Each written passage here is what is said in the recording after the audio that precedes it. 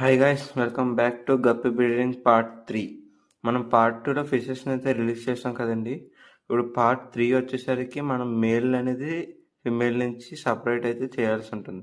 ఎందుకంటే మీరు గమనించినట్టయితే ఫిమేల్ పొట్ట అనేది కొద్దిగా లావుగా అయింది, అంతేకాని పొట్ట కింద బ్లాక్ కలర్ డాట్ అనేది బాగా థిక్నెస్ అయిందండి.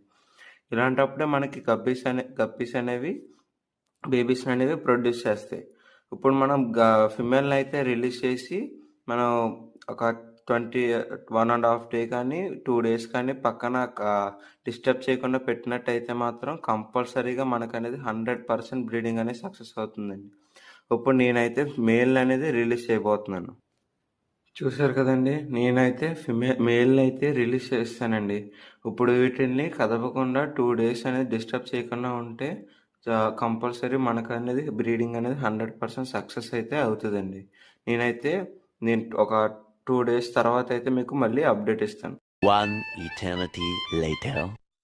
చూసారు కదండి, నేను ఒక 2 days తర్వాత మీకైతే అప్డేట్ ఇస్తాను. గప్పీస్ అయితే బేబీస్ని అనేది రిలీజ్ చేసి నేనైతే ఫిమేల్స్ని కూడా సపరేట్ చేసి ఓన్లీ బేబీస్ని మాత్రమే ఇందులో అయితే ఉంచానండి. మిగిలినన్ని చాలా బేబీస్ వరకు ఫాక్స్ టైల్లో అనేది హైడ్ అవుతూ అయితే మీరు అనేది ఇక్కడ చూడొచ్చు. చాలా చిన్న చిన్న బేబీస్ అయితే